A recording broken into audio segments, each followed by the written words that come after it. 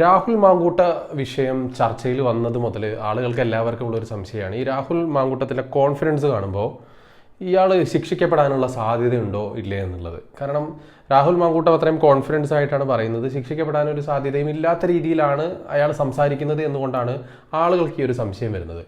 രാഹുൽ മാങ്കൂട്ടത്തിൻ്റെ കേസിൻ്റെ ഒരു അവസ്ഥ എന്താണെന്നുള്ളത് നോക്കാം. അതായത് രാഹുൽ മാങ്കൂട്ടത്തിനെതിരെ ഔദ്യോഗികമായിട്ട് ഒരു പരാതി ലഭിക്കുകയാണെന്നുണ്ടെങ്കിൽ തീർച്ചയായിട്ടും രാഹുൽ മാങ്കൂട്ടത്തിനെതിരെ ഒരു നടപടി എടുക്കേണ്ടി വരുന്ന സാഹചര്യത്തിലേക്ക് കാര്യങ്ങൾ വരും. അതായത് അറസ്റ്റ് ഉൾപ്പെടെയുള്ള കാര്യങ്ങളിലേക്ക് നീങ്ങും.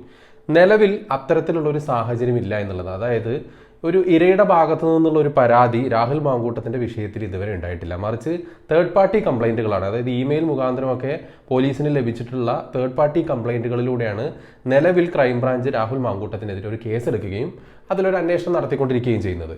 അതുകൊണ്ടാണ് ഈ കേസിനൊരു സീരിയസ്നെസ് വരാത്തത്. ഇപ്പോൾ ഏറ്റവും ലേറ്റസ്റ്റ് ആയിട്ട് വന്നിട്ടുള്ള ഒരു വെളിപ്പെടുത്തൽ, അതല്ലെങ്കിൽ ഒരു ശബ്ദരേഖ പുറത്തു വരിക, ഒരു ചാറ്റിൻ്റെ സ്ക്രീൻഷോട്ട് പുറത്തു വരികയൊക്കെ ചെയ്ത സാഹചര്യത്തിൽ, അത്തരത്തിലൊരു സാഹചര്യത്തിൽ പറയപ്പെടുന്നത് ഈ ഒരു ഇരയായ പെൺകുട്ടി മുഖ്യമന്ത്രിക്ക് നേരിട്ട് പരാതി നൽകുമെന്ന തരത്തിലുള്ള മാധ്യമ വാർത്തകൾ ഉണ്ടായിരുന്നു. അത്തരമൊരു സാഹചര്യം ഉരുത്തിരിഞ്ഞു വരികയാണെന്നുണ്ടെങ്കിൽ ഡെഫിനറ്റ്ലി രാഹുൽ മാങ്കൂട്ടത്തിനെതിരെ ഒരുപാട് വകുപ്പുകൾ ചാർത്തപ്പെടും. ഒരുപക്ഷെ അറസ്റ്റ് ചെയ്യാനുള്ള സാധ്യതയും ഉണ്ട് എന്നുള്ളതാണ്. ഇനി ഇതിൽ ശിക്ഷിക്കപ്പെടുമോ എന്നുള്ള കാര്യമൊക്കെ തന്നെയും കോടതിയാണ് തീരുമാനിക്കേണ്ടത്. ഇപ്പോൾ ചാർത്തപ്പെടുന്ന വകുപ്പുകളൊക്കെ വെച്ചിട്ട് നോക്കുകയാണെന്നുണ്ടെങ്കിൽ ഇപ്പോൾ ഗർഭചിത്രത്തിന് നിർബന്ധിച്ചതുമായിട്ട് ബന്ധപ്പെട്ട്, ഇനി അതല്ല ഒരു ആരോപണം, ഒരു പീഡന ആരോപണം ഉണ്ടെങ്കിൽ അതുമായിട്ട് ബന്ധപ്പെട്ടുള്ള വകുപ്പുകൾ, ഈ സംഗതികളൊക്കെ വെച്ചിട്ട് ഒരുപക്ഷെ രാഹുൽ മാങ്കൂട്ടത്തിൽ ശിക്ഷിക്കപ്പെടാനുള്ള സാധ്യതയുണ്ട്. എന്തായാലും ശിക്ഷിക്കപ്പെടാനുള്ള തരത്തിലുള്ള കുറ്റകൃത്യം അല്ലെങ്കിൽ കുറച്ച് ഹീനമായിട്ടുള്ള കുറ്റകൃത്യം തന്നെയാണ് രാഹുൽ മാങ്കൂട്ടത്തിൽ ചെയ്തതായിട്ടുള്ളതാണ് ഇപ്പോൾ നിലവിലുള്ള ആരോപണം എന്ന് പറയുന്നത്. ശിക്ഷിക്കപ്പെടുന്നത് നമ്മുടെ ഒരു നിയമവ്യവസ്ഥയിലൂടെ കടന്നുപോയി ഒരു നീണ്ട പ്രോസസ്സിന് ശേഷം സംഭവിക്കുന്ന ഒരു കാര്യമാണ്. പക്ഷേ നിലവിൽ ആരോപണം, അതായത് അക്യൂസേഷൻസ്, രാഹുൽ മാങ്കൂട്ടത്തിനെതിരെയുള്ള അക്യൂസേഷൻസ് പ്രകാരം ഭാരതീയ ന്യായ സംഹിത പ്രകാരവും ഈ പറയുന്ന രാഹുൽ മാങ്കൂട്ടം ഒരു ശിക്ഷയ്ക്ക് അർഹനാണ് എന്നുള്ളത് തന്നെയാണ്. ഇതിലിപ്പോൾ പ്രധാനമായിട്ടുള്ള തെളിവുകൾ എന്ന് പറയുന്നത് ഈ ഒരു ഫോൺ സംഭാഷണം, അതുപോലെ തന്നെ വോയിസ് ക്ലിപ്പുകൾ, പരസ്പരം അയച്ചിട്ടുള്ള വോയിസ് ക്ലിപ്പുകൾ, ഇരയും അതുപോലെ തന്നെ വേട്ടക്കാരനും തമ്മിലുള്ള വോയിസ് ചാറ്റുകൾ, പിന്നെ മെസ്സേജ് അയച്ചിട്ടുള്ള കാര്യങ്ങൾ, ഈ സാധനങ്ങളൊക്കെയാണ് പ്രധാനമായിട്ട് ഇതിലുള്ള തെളിവ് എന്ന് പറയുന്നത്. അത്തരമൊരു, പിന്നെ ഇപ്പോൾ ഒരു ഗർഭചിത്രത്തിന് നടത്തിയിട്ടുണ്ടെങ്കിൽ, അല്ലെങ്കിൽ രാഹുൽ മാങ്കൂട്ടത്തിൻ്റെ നിർബന്ധത്തിന് വഴങ്ങി ഒരു ഗർഭചിത്രം നടന്നിട്ടുണ്ട് എന്നുണ്ടെങ്കിൽ അത് ശാസ്ത്രീയമായിട്ട് തെളിയിക്കാനുള്ള വഴികളുണ്ട്. ഇത്തരത്തിലുള്ള ഒരുപാട് തെളിവുകൾ ശാസ്ത്രീയമായിട്ട് കോടതിക്ക് മുമ്പാകെ തെളിയിക്കണം. പ്രോസിക്യൂഷൻ വാദങ്ങൾ പരിഗണിച്ചിട്ട് ഒരു ഫൈനൽ സ്റ്റേജിലേക്കാണ് പിന്നീട് ഇത് ശിക്ഷിക്കപ്പെടണോ എന്നുള്ളത്, അതല്ലെങ്കിൽ തെളിവുകളുടെ അഭാവത്തിൽ രാഹുൽ മാങ്കൂട്ടത്തിൽ വെറുതെ വിടുമോ അല്ലെങ്കിൽ ഒരു അക്യൂറ്റിൽ കിട്ടുമോ എന്നുള്ള കാര്യമൊക്കെ തീരുമാനിക്കാൻ പറ്റുള്ളൂ. അതിലൊന്നും നമുക്ക് ഒരു പ്രഡിക്ഷൻ നടത്താനായിട്ട് പറ്റില്ല. ഇനിയിപ്പോൾ ഇൻ റിയാലിറ്റിയിൽ ഇതൊക്കെ സംഭവിച്ചിട്ടുണ്ട്, അല്ലെങ്കിൽ ഒരു കുറ്റകൃത്യം ചെയ്തിട്ടുണ്ട്, ഇത് കേവലം ഒരു അക്യൂസേഷൻ അല്ല എന്നുള്ളതാണ് എന്നുണ്ടെങ്കിൽ ഡെഫിനറ്റ്ലി ഭാരതീയ ന്യായ സംഹിത വെച്ചിട്ട് ഒരു കുറ്റകൃത്യത്തിനുള്ള എല്ലാ കാര്യങ്ങളും, അതായത് ഒരു വളരെ കൃത്യമായിട്ടുള്ള ഒരു കുറ്റകൃത്യം തന്നെ ചെയ്തിട്ടുണ്ട് രാഹുൽ മാങ്കൂട്ടം എന്നുള്ളത് കാര്യം ക്ലിയറാണ്.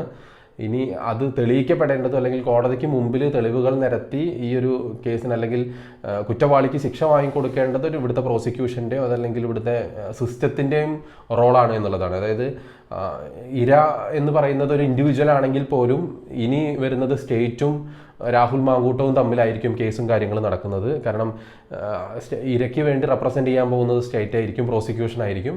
സോ അതുകൊണ്ട് തന്നെ അതൊക്കെ തന്നെ ഒരുപാട് കാര്യങ്ങൾ, ഒരുപാട് ഫാക്ടേഴ്സിനെ ഡിപ്പെൻഡ് ചെയ്തുകൊണ്ടാണ് രാഹുൽ മാങ്കൂട്ടം ശിക്ഷിക്കപ്പെടുമോ എന്നുള്ള കാര്യം നിൽക്കുന്നത്. പക്ഷേ നിലവിലെ സാഹചര്യത്തിൽ നമ്മളിപ്പോൾ രാഹുൽ മാങ്കൂട്ടത്തിനെതിരെ വന്നിട്ടുള്ള എല്ലാ ആരോപണങ്ങളും ശരിയാണെന്ന് നമ്മൾ വിചാരിച്ചാൽ ഭാരതീയ ന്യായ സംഹിതയിൽ കൃത്യമായ നിർവചനമുണ്ട്. ഇത്തരത്തിലുള്ള കുറ്റകൃത്യങ്ങൾക്ക് കൊടുക്കേണ്ട ശിക്ഷയെക്കുറിച്ചും ഏതൊക്കെ സെക്ഷൻ്റെ കീഴിലാണ് വരുന്നത് അതിനെക്കുറിച്ചും കൃത്യമായിട്ടുള്ള നിർവചനമുണ്ട്. അപ്പോൾ ഈ കുറ്റകൃത്യം തെളിയിക്കുക എന്നുള്ളത് മാത്രമാണ് ഇതിൽ ചെയ്യാനുള്ളത്. ഒരിക്കലും രാഹുൽ മാങ്കൂട്ടത്തിൻ്റെ ആക്ട് ഒരു പ്രണയബന്ധത്തിലുണ്ടായി, അതുകൊണ്ട് അവർക്ക് വേണ്ടാത്തൊരു കുട്ടിയെ അവർ അബോർഷന് വേണ്ടി ശ്രമിച്ചു അല്ലെങ്കിൽ അബോർട്ട് ചെയ്തു എന്നുള്ള വളരെ സിമ്പിളായിട്ട് നമുക്ക് പറഞ്ഞങ്ങോട്ട് തള്ളിക്കളയാൻ പറ്റുന്ന ഒരു സംഗതിയല്ല. കുറച്ച് ഗുരുതരമായ ഒരു കുറ്റകൃത്യം തന്നെയാണ്. BNS ഭാരതീയ ന്യായ സംഹിത പ്രകാരം ഗുരുതരമായിട്ടുള്ള ഒരു കുറ്റകൃത്യം തന്നെയാണ് രാഹുൽ മാങ്കൂട്ടത്തിൽ ചെയ്തിട്ടുള്ളത്. ഭാരതീയ ന്യായ സംഹിതയിൽ തന്നെ സെക്ഷൻ 88, അതുപോലെ തന്നെ 89, 91 ഒക്കെ തുടങ്ങിയിട്ടുള്ള വകുപ്പുകളാണ് ഈ ഒരു അക്യൂസേഷനുമായിട്ട് ബന്ധപ്പെട്ടിട്ടുള്ള പ്രധാന റെലവൻ്റ് ആയിട്ടുള്ള വകുപ്പുകൾ എന്ന് പറയുന്നത് ഇതൊക്കെ തന്നെയും ഗർഭചിത്രവുമായിട്ട് ബന്ധപ്പെട്ടുള്ള വകുപ്പുകളാണ്. അതിന് പുറമേ തന്നെ ഒരു റേപ്പ് മറ്റു കാര്യങ്ങളിലൊക്കെ തന്നെയും ആരോപണം വരിക അല്ലെങ്കിൽ അത് തെളിയിക്കുന്ന സാഹചര്യം ഉണ്ടാകുകയാണെന്നുണ്ടെങ്കിൽ ഈ ഒരു കുറ്റകൃത്യത്തിൻ്റെ ഗ്രാവിറ്റി ഒന്നുകൂടെ മാറും. അതല്ല എന്നുണ്ടെങ്കിൽ ഇപ്പോൾ നിലവിൽ നമ്മളുടെ മുന്നിൽ ഒരു ഓഡിയോ ലീക്കായിട്ടുള്ളതോ അല്ലെങ്കിൽ ചാറ്റ് ലീക്കായിട്ട് ബന്ധപ്പെട്ടുള്ള കാര്യങ്ങൾ എന്ന് പറയുന്നത് ഒരു ഗർഭചിത്രത്തിന് നിർബന്ധിച്ചു എന്നുള്ളതാണ്. ആ ഒരു ഇതുമായിട്ട് ബന്ധപ്പെട്ട് വരികയാണെന്നുണ്ടെങ്കിൽ BNS 88, 89, 91 തുടങ്ങിയിട്ടുള്ള സെക്ഷൻസ് ഒക്കെ തന്നെ ആയിരിക്കും ആപ്ലിക്കബിൾ ആകുന്നത്. അതുകൊണ്ട് തന്നെ ഈ ഒരു സെക്ഷന് കീഴിലൊക്കെ തന്നെയും രാഹുൽ മാങ്കൂട്ടത്തിൽ ശിക്ഷിക്കപ്പെടാനുള്ള സാധ്യത വളരെ കൂടുതലാണ് എന്നുള്ളതാണ്. ബാക്കിയെല്ലാം തന്നെയും പ്രോസിക്യൂഷൻ്റെ കയ്യിലും അല്ലെങ്കിൽ സംസ്ഥാന സർക്കാരിൻ്റെ കയ്യിലും ഇരിക്കുന്ന കാര്യങ്ങളാണ്. മറ്റു കാര്യങ്ങളിലൊന്നും തന്നെ നമുക്ക് ഒരു തീർപ്പ് പറയാനായിട്ട് പറ്റില്ല. കോടതി എന്ത് തീരുമാനമെടുക്കും അല്ലെങ്കിൽ എത്രമാത്രം ഇതിൽ തെളിവുകളുണ്ട്, ശാസ്ത്രീയമായിട്ട് എത്രമാത്രം തെളിവുകൾ കോടതിക്ക് മുമ്പിൽ തെളിയിക്കപ്പെടും എന്നുള്ള കാര്യത്തിലൊന്നും നമുക്കൊരു പ്രഡിക്ഷൻ നടത്താനായിട്ട് സാധിക്കില്ല. ഞാൻ നേരത്തെ പറഞ്ഞതുപോലെ തന്നെ ഈ അക്യൂസേഷൻസ് ഒക്കെ തന്നെയും ഉള്ളതാണ് എന്ന് നമ്മൾ അസ്യൂം ചെയ്യുകയാണെന്നുണ്ടെങ്കിൽ ഈ പറയുന്ന വകുപ്പുകളൊക്കെ പ്രകാരം തന്നെയും ഒരു ഗുരുതരമായിട്ടുള്ള കുറ്റകൃത്യം രാഹുൽ മാങ്കൂട്ടം കമ്മിറ്റ് ചെയ്തിട്ടുണ്ട്. സോ ഡെഫിനറ്റ്ലി അതിനനുസൃതമായിട്ടുള്ള ഒരു ശിക്ഷ അയാൾക്ക് കിട്ടുകയും ചെയ്യും.